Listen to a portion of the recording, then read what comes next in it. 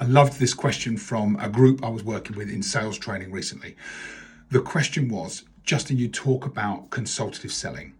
At what point do you go from consultative question discovery to starting to make recommendations to the client and actually start to take the lead? And it was a brilliant question, because what we find is that sometimes people are consultative too long in the process.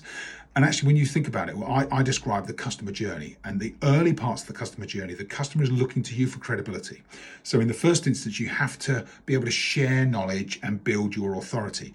But at the same time, you must be in discovery mode. So you've got to understand the customer. You've got to ask good questions, listen carefully, and figure out the jigsaw puzzle that is the customer in front of you, so that you get it. And once you get it, once you're in discovery mode and you find it, all the pieces come together, it's at that point you segue. And you segue through one of the most important elements of a sales skill, summarizing. Once you've understood the client, you summarize. And once you've summarized, the summary helps you to segue from what the client's told you in discovery. And you're able to say, so this is what I understand from our conversation so far. You said this is important. You said this is important. You said we need to consider this as we work together, and we need to make sure that these factors are in play. Is that right? When the client says yes, then we can say, would it be okay if I now explain how I think we can help you to meet all of those priorities for your business? That's the point at which the client now expects you've gone from consultative. I want you now to lead. So we go from consulting to leading.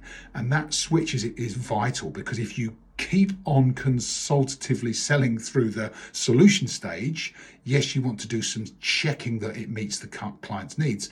But if you're questioning, you look like you're questioning yourself.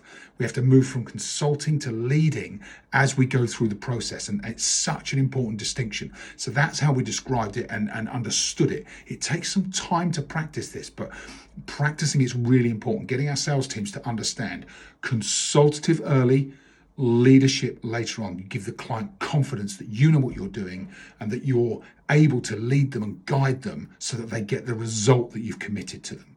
I'd love to hear your view. What's your view on this? What are your team doing? How are you making that pivot from consultative to directive and leadership later on in the process?